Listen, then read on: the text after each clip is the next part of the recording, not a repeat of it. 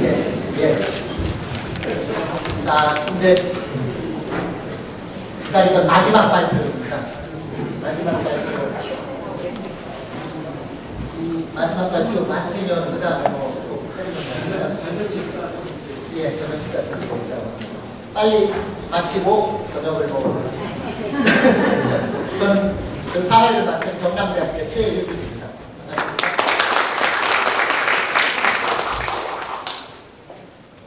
제5발표는 경북대학교 윤동주 선생님의 쇼펜하우어의 불교관에 대한 윤동주 선생님은 쇼펜하우어 박사입니다. 거기에서 쇼펜하우어는 우리도 잘 알다시피 유럽에서 처음으로 이 동양 사상에 대해서 연구하고 그걸 갖다 적극적으로 소개하면서 유럽의 동양 사상 원인이랄까요? 철학에서 그런 데에서 중요한 역할을 한 사람으로 나오고 있는데 그런 쇼펜하우어의 연구 관계 일반적으로 서로 이제 비슷비슷하다 쇼펜하우어를 좋게 얘기하는 불교에서도 좋게 얘기하는 그런 식의 연구가 많은데 우리 윤동주 선생님은 쇼펜하우어가 불교를 좀 잘못 본 거 아니냐 하는 그런 측면에서 접근을 하고 계신 것 같습니다. 발표를 들어보도록 하겠습니다. 먼저 좀 발표하기 전에 말씀드리고 싶은 것은 제가 호불호가 아니라는 거. 불교를 일반적으로 옹호하기 위해서 이 논문을 쓴 거 아니라는 거 분명히 말씀드리고 싶습니다. 저는 개인적으로 종교가 없습니다. 어떤 종교 취지하고 타협하고 싶은 생각도 없고요. 그것도 분명히 주제해 주시고 제가 객관적인 자세히 논문을 썼다는 거 그런 마음을 썼다는 거 지혜에 대해서는 선생님께서 판단해 주시면 되겠습니다. 네. 그러면 발표하겠습니다. 발표 시간은 아까 보셨듯이 20분, 10분, 예. 10분 이렇게 하고 있습니다.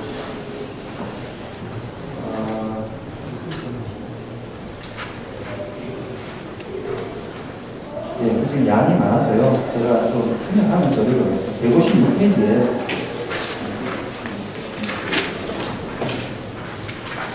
예, 156페이지의 세 번째 단락 이처럼 보겠습니다. 이처럼 쇼펜하우어는 지식 인식에 있어서 배별자들 간의 다양성과 차이를 명료하게 변별할 것을 요청하는 반면에 행위 윤리에 있어서는 동질성이 돋보이거나 불교를 포함하여 주요 종교들을 통합한다. 그에 따르면 참된 기독교, 브라만교, 불교는 의지의 구증을 설파한다는 점에서 본질적으로 동일하다. 이러한 관점에서 불교는 그 불의에서부터 왜곡될 수밖에 없다. 필자는 이 문제를 비판적으로 본다고자 한다. 통합론은 가는 길은 달라도 목적지는 같아. 혹은 종교는 달라도 같은 길을 간다는 목표를 내걸고 경제사회를 파괴하는 자들에게 악용될 위험이 크다. 사상의 뿌리에서부터 이질적인 종교들을 통합하는 일은 불가능하므로 종교 간 대화는 이상적인 단어에 그칠 수밖에 없다.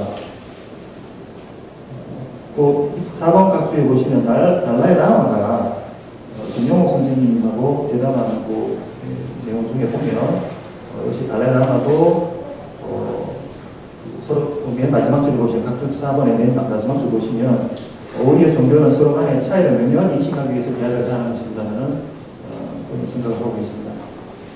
다시 본문으로 돌아가겠습니다. 오늘날 종교 간 화합이라는 명분하에 종교 간 대화의 장이 마련되고 있다. 그러나 그 대화에 참여한 종교들이 근본적으로 상이한 사상들이라면 화합이라는 세속적 명분으로 본질적 차이를 좁힐 수는 없다. 사상의 본질적 차이를 논하는 작업은 제가 여기서 본질적이라는 말은 심층구조를 말하는 겁니다. 불교의 심층구조하고 사상의 심층구조하고 기독교 사상의 심층구조가 우리가 변별적으로 봐야 된다, 차별해서 봐야 된다 그런 거고 본질적 차이를 논하는 작업은 경제사회를 파괴하려는 시도인 이로써 타 종교를 자신이 속한 종교 내로 통합하려는 제국주의적 욕망에서 비롯된 것이다. 실제로 바티칸 문서에서 나중에 공개된 거지만 불교 국가는 이렇게 공략하라는 바티칸 내부 문서가 공개된 적이 있죠. 또한 종교 간 대화뿐만 아니라 종교와 과학의 대화가 가능하면 더 필요하다는 주장까지 행하고 있다. 가령 카톨릭에서는 다윈 진화론과 신앙의 상보적인 관계에 있다는 도구말을 공식적인 교리로 설명하고 있다. 다윈 진화론에 대해서 제대로 아시는 분이라면 사실 이런 주장할 수 없고요. 프란치스코 교황이 이거를 승인하고 있는데 양이 가능하다고 사실은 다윈 진화론을 전혀 모르고 하시는 말씀입니다. 이는 과학을 포용 존중하는 듯하지만 실상은 과학의 기독교내로 통합하는 전략이다. 크로스는 쇼펜하우와 인도 사상의 만남에서 쇼펜하우와 인도 사상의 관계에 대한 연구 방법을 역사적 탐구와 비교 철학적 접근으로 대변한다. 전자는 인도 사상이 쇼펜하우에 미친 영향이 의미를 추적하며 후자는 양자간 상동성을 검토하는 것으로 철학적 판단에 큰 비중을 차지한다. 크로스는 비교 철학적 접근으로 쇼펜하우 철학과 불교 인도 사상의 유사점을 탐구하고자 한다. 필자 역시 비교 연구를 수행하고자 한다. 그러나 필자는 본질적 상위성에 초점을 둘 것이다. 우리는 비교 연구가 섣부른 통합론으로 비춰되는 것을 경계해야 한다. 왜냐하면 사상의 유사성으로 보이는 점이 심층에서의 차이를 통찰하지 못한 데서 비롯된 기상적인 판단으로 오판일 수 있기 때문이다. 쇼펜하우는 때로는 기독교, 불교, 브라하교와 차이점을 언급한다. 이는 그가 당대 유럽의 인도학자, 불교학자들의 무적적인 연구 성과를 따라가며 지식을 실험한 겁니다. 그럼에도 그는 기독교의 그림자에서 벗어나지 못한 채 기독교의 틀로 불교를 해석하였다. 또한 우파니샤드와 불교의 심층적 차이를 파악하지 못했다. 이렇게 미디안 이해에 기초하여 그는 이들 세 종교들을 의지 구정의 사상으로 통합하였다. 쇼펜하우의 의지 구정의 통합론에서 특히 불교는 그 뿌리에서부터 왜곡될 위험에 처하는데 이는 불교의 철학적 현명성이 통합 논리에 논리대표에서 유실되기 때문이다. 그의 통합 논리는 불교는 동양의 기독교 사상이자 우파니샤드의 아종이라는 주장이 기초될 수밖에 없다. 이러한 통합론의 근거로 그는 영세주의와 그 필연적 기제된 생의 의지의 구정을 제시한다. 쇼펜하우에 의해 유럽 불교는 영세주의적 불교 또 다른 기독교로 발견되었다. 쇼펜하우와 인도 사상의 비교 연구서를 거슬러 올라가면 1895년에 발표된 챕터의 쇼펜하우와 인도 철학을 보게 됩니다. 이후 지금까지 쇼펜하우와 불교의 비교 연구들이 발표되어 왔다. 이 가운데에는 쇼펜하우와 불교의 차이점을 분명하려는 연구도 있다. 그러나 그러한 연구 성과에도 불충분한 점이 있다. 상대적으로 차이점을 분명한 연구는 양적으로 적습니다. 가령 폴 드루아는 양자의 공통점뿐만 아니라 차이점을 지적한 소수의 연구자에 속하는데 그가 제시한 세 번째 공통점은 다음과 같다. 세 번째 공통점으로는 불교에서 말하는 아나타, 즉 노화를 들 수 있다. 개개인의 인간이나 사물에게는 고유한 성질, 즉 본질이라고 할 만한 것이 없다. 그러므로 무지에 의해 생겨나는 개별적인 자아에 대한 환상을 없애야 한다. 이 환상에서 깨어나면 모든 존생과 고통에 대해 연륜을 느끼게 된다. 위에서도 보았듯이 이 같은 관점은 이는 비단 불교에만 부탁된 것이 아니라 인도 다른 주요 철학사들에서 발견된다. 개별화 원칙의 환상으로부터 깨어나면 인간은 더 이상 이기적으로 자기 자신과 타인을 갈라서 생각하려 들지 않는다 하며 타인의 모든 고통에 진정한 동정심을 느낀다고 말한 쇼펜하우의 생각과 다르지 않다. 그러나 이 설명은 다음과 같은 문제가 있다. 우선 불교의 무한론과 다른 인도 사상의 자아론을 동일시하고 있다. 둘째, 쇼펜하우 철학에서 개별화의 원리를 통찰하고 이로부터 벗어난다는 것은 만유의 본질은 동일하다는 본질 인식을 의미하므로 쇼펜하우는 원전에서 내전이라는 단어를 쓴다. 본질로 불교의 반본질주의와 상반된다. 불교는 개별적인 자아를 지향하고 진화 혹은 공체적 자아를 추구하는 사상이 아니다. 폴 드루아가 공통적으로 제시하는 불교의 모함은 불교를 다른 인도 사상 및 쇼펜하우 철학으로부터 가르는 핵심으로서 공통점이 아니라 차이점에 대한 논의에서 다루어져야 했다. 불교와 인도 사상 그리고 쇼펜하우 철학이 모두 동성의 유의를 말할 때 유사한 사상들로 보일지라도 우리는 상이한 신춘구조에서 발언하는 동중심이 질적인 차이를 변질할 필요가 있다.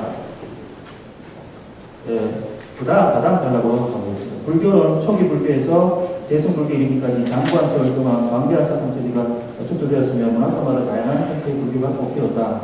불교 교리들 중에서 지역적인 교리나 특정 부파의 특정 이론을 쇼펜하우와 비교하는 것은 공부의 목표가 아니며 또 그러한 접근으로 쇼펜하우의 불교 이해에 오류가 있다고 결론을 내리는 것은 쇼펜하우에게는 공동치 못한 처사다. 쇼펜하우는 평생 동안 당대에 축적되어간 유럽 불교의 연구 성과들을 참고하였으며 초기 불교와 대승 불교의 주요 경전의 존재를 일부나마 알고 있었다. 그럼에도 그가 접한 당대 유럽 불교학의 깊이나 축적 수준이 오늘날 우리가 접하는 불교학에 미치지 못한다는 것은 당연지서다. 그의 주저인 의지와 토상으로서의 세계 초판이 출판되었을 당시 그의 철학의 근본 논리가 정립되었을 시점에는 유럽 대륙의 특이한 만한 특히 종합적인 불교 연구 성과는 거의 정립된 시점이었다. 다시 말해 쇼펜하우 철학의 골점은 그가 불교를 본격적으로 참고하기 전에 이미 완성되어 있었다. 그는 그 이후에도 말년까지 자신의 근본 원리를 고수하였다. 그는 말년에도 불교를 자신의 철학 원리에 통합하는 데 역점을 두었을 뿐 불교에 대한 이해가 깊어짐에 따라 자신의 관점을 수정한 적이 없었다. 이에 본고는 불교의 줄기나 잎이 아니라 뿌리에 집중할 것이다. 초기 불교에서 발언하여 모든 불교 전통을 관통하는 근본 요인의 삼특상 우상고무화에 열반을 더해서 우상고무화 열반을 쇼펜하우와 철학과 비교하면 양자간 심층적 차이가 분명될 것이다. 예, 그러면 바로 거듭해서 2장의 쇼펜하우와 철학의 구성 요소, 이게 근본 본질이라고 볼 수 있습니다. 크게 칸트적 요소하고 기독교적 요소, 우파니셔드 요소로 배분할 수 있습니다. 먼저 칸트적 요소, 현상과 물 자체 부분 보시겠습니다. 쇼펜하우어에 따르면 칸트의 최대 공격은 현상을 물 자체로부터 구분한 것이다. 쇼펜하우어는 현상과 물 자체 구분이라는 칸트의 유산을 자신의 철학의 표대로 삼아 의지의 형이상학을 정립한다. 이로써 독일 근대 철학에서 칸트 쇼펜하우어 계보가 형성되는 바, 칸트는 선의지의 형이상학을, 쇼펜하우어는 사유는 의지의 형이상학을 정립한다. 쇼펜하우어는 물 자체가 인기체를 통해 살리는 의지로 계시된다고 보고 이를 노희물에까지 확장하여 형이상학적 의지를 정립한다. 현상과 물 자체의 구분을 요체로 하는 칸트에서는 족관면론을 해석하는 방식은 칸타트들 사이에서 인식론적 접근, 이걸 이중적 접근이라고 합니다. 존재론적 접근, 두세계론이죠. 이걸로 대변된다. 이중적 관점은 두세계론과 달리 현상과 물 자체를 하나의 실제 두 면으로 보는 입장인가, 두 가지 해석 방식은 실제를 하나로 보느냐, 두 개로 보느냐는 입장 차이다. 요건데 현상과 물 자체에 대한 존재론적 관계 설정의 문제다. 칸트 철학은 선언적 감성론에서 시작하여 도덕형 이상을 거쳐 도덕신앙으로 종결된다. 그리고 칸트의 도덕신앙은 도덕을 통한 신의 요청으로 비교되므로 요청신앙이라고 할 수 있다. 칸트 철학은 요청신앙이라는 측면에서 보면 중세계를 지지하는 것 보이나 신과 영혼은 기준의 이성이 요청 대상일 뿐이지 사변의 이성이 직관 대상이 아니요 인식 대상이 아니라는 겁니다. 지성의 구성 대상도 아니다. 다시 말해 칸트 철학에서 신과 영혼은 운동의 이성의 적극적 실제물이 아니다. 칸트 철학을 전통 철학으로부터 변별하는 핵심은 사고방식의 배격된 방법이며 이 방법의 본질은 이중적 관점으로 교회한다. 쇼펜하우어는 칸트로부터 이중적 관점의 세계적 계보를 물려받았다. 그래서 칸트의 주제가 제목이 의지와 표상으로서 되겠네요. 그러니까 우리가 보는 이 세계는 현상으로서 세계이지만 동시에 의지로서의, 그러니까 표상으로서 세계이지만 동시에 의지로서의 세계라는 거죠. 여기에서 우리는 쇼펜하우어는 내재를 주장하며 초제를 주장하지 않습니다. 쇼펜하우어는 이 인식 가능한 현실 세계를 현실적 철학적 고찰 대상으로 삼았음을 주목해야 된다. 자, 그 다음에 기독교 요소로 바로 넘어가겠는데요. 이거는 162페이지에 표를 보시면 됩니다. 제가 원전에만 입각해서 정리를 한 겁니다. 표를 보시면 쇼펜하우어 기독교가는 구약, 그 다음에 신약, 그 다음에 기독교 신비가를 이렇게 구분할 수 있는데요. 쇼펜하우어는 구약 성경을 비판합니다. 왜냐하면 낙천주의라는 것들을 갖고 있습니다. 그런데 원죄설은 인수합니다. 원죄설을 인수하고 신약에서는 이제 은총 개념을 인수하고 신비가들로부터는 신과의 합일이라는 개념을 인수합니다. 이게 원전에 직접 나오고요. 그래서 이제 의지의 구정을 이 사람은 금족주의와 동일시합니다. 그래서 예수는 의지의 구정의 상징이요 인격화라고 원전에서 적시하고 있습니다. 자, 우파니셔드 요소를 한번 보시겠습니다. 갈루파나의 분석이 있는데요. 갈루파나의 분석이 상당히 통찰력이 있다고 생각됩니다. 본고에서 제가 갈루파나를 언급을 할 수밖에 없었던 이유는 갈루파나가 쇼펜하우어를 자주 언급합니다. 그래서 제 논문에서 어쩔 수 없이 언급할 수밖에 없고요. 쇼펜하우어는 아마 서구 근대 철학자들 가운데 인도 철학 연구에 진지하게 참여한 최소 인물일 텐데 또한 자신의 행위상학에서 의지주의와 위상을 부여한 철학자였다. 그같이 한 의지 개념은 우파니샤드의 자아 개념과 동일한 것이며 내적 통계자이다. 그리고 이 개념의 대확장으로 세계 만유를 포괄하였다. 그는 심지어 우파니샤드의 저 유명한 공식 다투투방 아시를 인용하였다. 우파니샤드에서 자아는 종국에는 도덕적 절대자와 하별한다고 생각된다는 점에서 목표 지향적인 점 안에 쇼펜하우어에게 의지는 비합리적인 힘, 궁극의 목표나 계획 없이 작동하는 맹목적이고 분투하는 힘이다. 이리하여 의지는 끊임없는 투쟁과 전쟁을 나눈다. 이는 쇼펜하우어의 극도로 연쇄적인 세계관의 내용이다. 그런 두 가지 개념들, 하나는 우파니샤드적 개념이고 다른 하나는 불교적 개념을 가공하여 결합하여도 이리하여 각각의 정신을 모두 유실하였다. 예, 그 다음 단락을 보시겠습니다. 쇼펜하우어는 타크트가 마시를 자신의 철학의 주요 원리에 해당하는 베베라의 원리를 통찰하는 것으로 전용한다. 베베라의 원리라는 어떤 일종의 마야의 장벽을 뚫고 만물의 본질은 곧 나의 본질과 같다는 전향적인 인식이 일어나면 이러한 인식은 생명의지의 완전한 포기와 모든 사람은 동거이다의 실존으로 그려진다. 쇼펜하우가 직접 원전에서 얘기를 하고 있습니다. 쇼펜하우 철학의 프리즘을 통한 불교.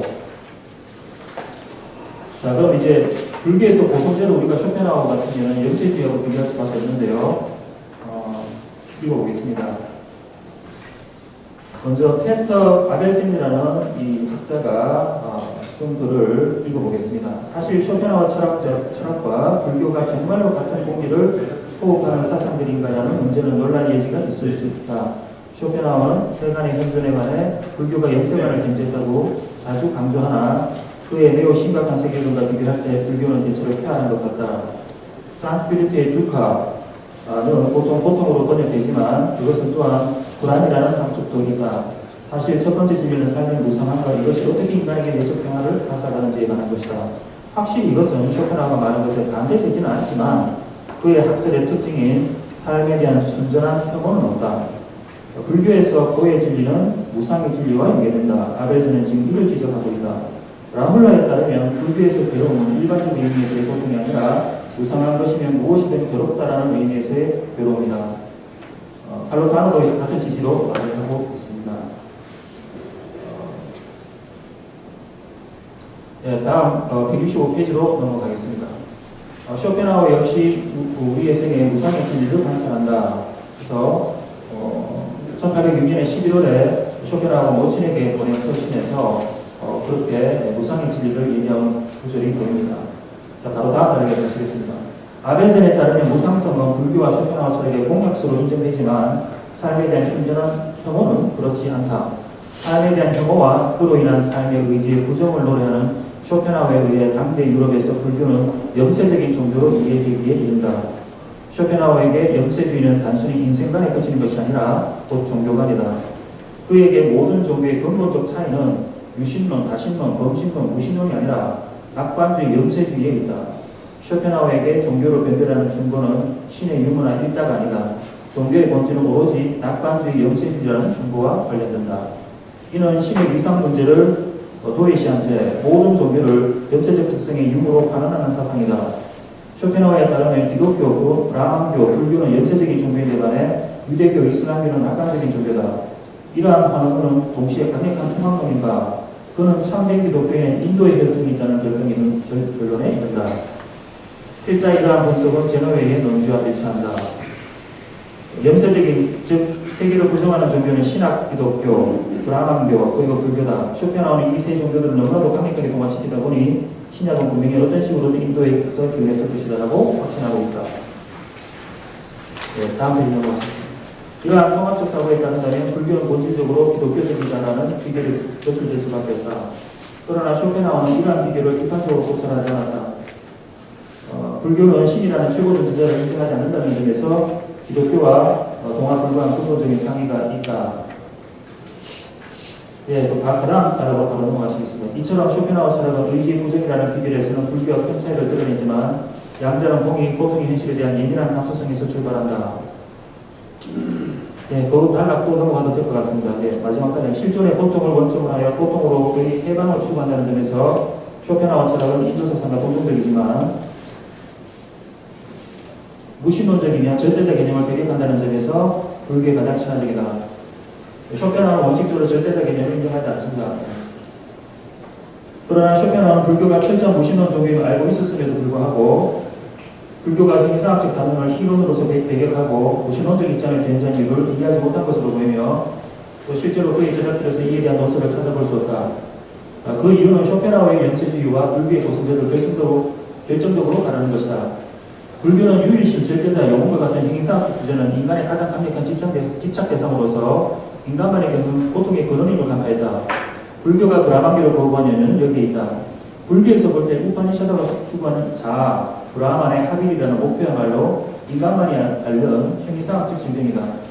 자아와 절대자를 형이상학적 실체로 상정하고 이를 발견하려는 노력은 인간의 또 다른 강렬한 가래에서 비롯된 것이다. 그렇다면 그 가래의 본질은 무엇인가? 이에 대한 대답으로 라울라의 분석을 인용하고자 한다. 인간 내부에 심리적으로 깊이 뿌리박힌 두 가지의 관념, 즉 자기보호와 자기보존이라는 것이 있다. 자기보호를 위해서 인간은 신을 창조하고 어린아이가 부모에 의존하듯이 그에게 자기보호와 안정과 안녕을 위탁하는 것이다. 또한 인간은 자기 보존을 위해서 영원히 살 수 있는 불변의 영혼인 아트만이라는 사상을 만들어낸다. 무지와 나약함과 두려움과 욕망 속에서 인간은 자기를 위로할 그러한 두 가지를 필요로 했던 것이다. 그리고는 인간은 그 두 가지에 깊이 빠져드는 것이다. 붓다에 의하면 신이나 영혼이라는 우리의 관념은 환상이며 몽환한 것이다. 이론적으로 고도로 발달되어 있다 하더라도 그것들은 복잡한 형이상학이나 철학의 옷을 입고 있는 극도로 미미한 정신적 투영에 불과하다. 예, 마지막 단락하겠습니다. 불교가 우파니샤드의 틀을 파괴했다는 것은 인간 현존자에게 형이상학적 환영을 완전히 걷어내 그로 하여금 고성제를 철저히 인식하도록 유도하였음을 의미한다. 쇼펜하우의 염세주의는 고성제의 철저한 인식에 이르지 못한다. 그의 염세가는 의지의 부정에 이르러 불교를 기독교 및 우파니샤드와 동질적으로 취급함으로써 불교의 고성제가 보여주는 인식의 깊이를 은폐하는 역할을 내고 있다. 예, 다음 페이지 의지와 뭐라고 보시겠습니다. 쇼펜하우 철학에서 의지는 만유의 본질로서 생애상학적 위상을 지니는 데 반해 불교에 무한한 그러한 본질이나 실체가 없다는 교설이다. 이 점에서 양자는 사상의 골격에서 정면으로 상충한다. 요거 좀 주목해 주시면 될 것 같습니다. 예. 불교는 반본질주의, 반실체주의를 표방하고 이거는 핵심교의 연계의 위치에서 비롯되는 것입니다. 그러면 그 페이지 마지막 단락에 가시겠습니다.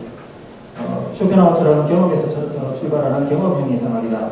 나는 경험과 자연적으로 만인에게 주어진 자기의식에서 출발하여 의지라는 유일한 형이상학적으로 비결하고 따라서 상승적 분석적 비율을 취한다는 것이다. 예. 요것도 넘어가셔도 될 것 같습니다. 네, 169페이지에 두 번째 단락을 보시겠습니다. 다른 한편으로 쇼펜하우의 본질주의는 내용 면에서 우파니샤드와 일치하지 않는다는 점이 있다. 쇼펜하우 철학에서 본질은 부정 대상이죠. 기각 대상이지만 의지라는 본질은 부정 대상입니다. 우파니샤드에서 본질은 합일 대상입니다. 니콜스는 물 자체, 즉 궁극적 실제를 세계의 무한한 고통의 근원으로 보는 쇼펜하우의 관점이 브라만을 성스러운 힘으로서 모든 가치의 근원이면서 진선위의 핵으로 보는 대단가의 불의로운 관점과 양립할 수 없음을 지적하고 있습니다. 세계의 본질로서의 의지를 세계의 평안한 고통의 근원으로 보는 세계관에서는 헬타를 위해 그러한 본질을 기각해야 한다는 결론이 있습니다. 세계의 본질로서의 의지를 논의의 표기상 절대자라고 할 때 쇼펜하우가 말하는 의지의 구조는 절대자의 파괴를 의미한다는 점에서 그런 불교의 친화적입니다. 예, 쇼펜하우는 소비의 본질주의 전통을 따라 인간과 세계의 본질을 추구했지만 영혼 개념을 파괴하고 무신론적 사회를 전개하며 목적문제 세계관을 폐기했다는 점에서 불교의 친화적이다. 쇼펜하우 철학과 불교에서는 나의 존재가 합의해야 할 절대자나 유일신이라는 거대 목적이 상징되지 않습니다. 그러므로 양자는 마크 신앙이 발표친 것이 전무하다. 이는 힌두교가 우파니샤드를 거쳐 바가바드기타의 박티 신앙으로 비교된 것과 대조적이다.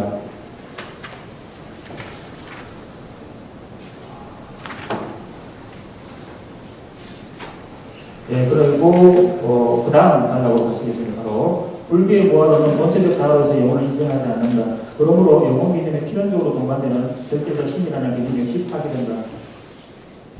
쇼펜하우 역시 영혼 개념을 파괴했으나 인간 현존자가 내정한 생의 의지를 그의 본질로 규정함으로써 의지의 형상을 구성하였다. 예, 의지의 본질과 일반으로 바로 가셔야 되는데요. 그 내용이 좀 많아서 지금